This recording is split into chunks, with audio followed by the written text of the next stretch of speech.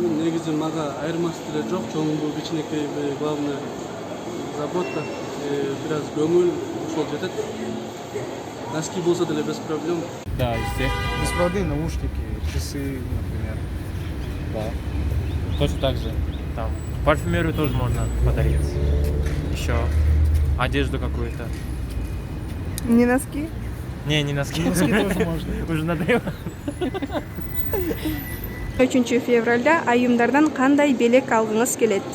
Саламатчылык мен 23-нө кыздардан мындай эстеликке кала турган жакшы нерселерди алып келет, жей турган эмес, эстеликке кала турган жакшы нерселер. Рахмат. Сам подарок не важен, важно само внимание получается, во-первых. И достаточно даже просто улыбнуться и получить улыбку в качестве подарка. Пультой машина бар ғой. Ошону алгым келчү. Азыр билбейм, азыр ала берем, берсе эле. Кандай белек берсе деле ала бересиз? Ала беребиз. Носки болсо деле кийип кое беребиз.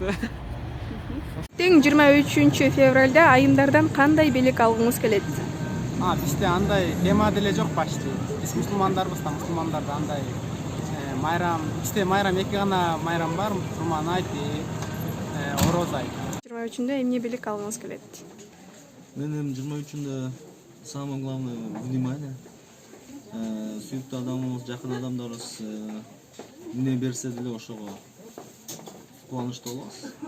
Саламатсызбы байке? 23 февралда айымдардан кандай белек алгыңыз келет?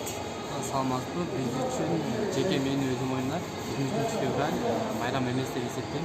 Анткени Кыргызстанда бул ислам динин тутканы баары 23 февраль майрам эмес. Ошон үчүн мен майрам деп 30 күндүк орозону жана Курман айтты жана Ороз айтканда майрам деп эсептейм. Мен айымдардан эч нерсе күткөм жок.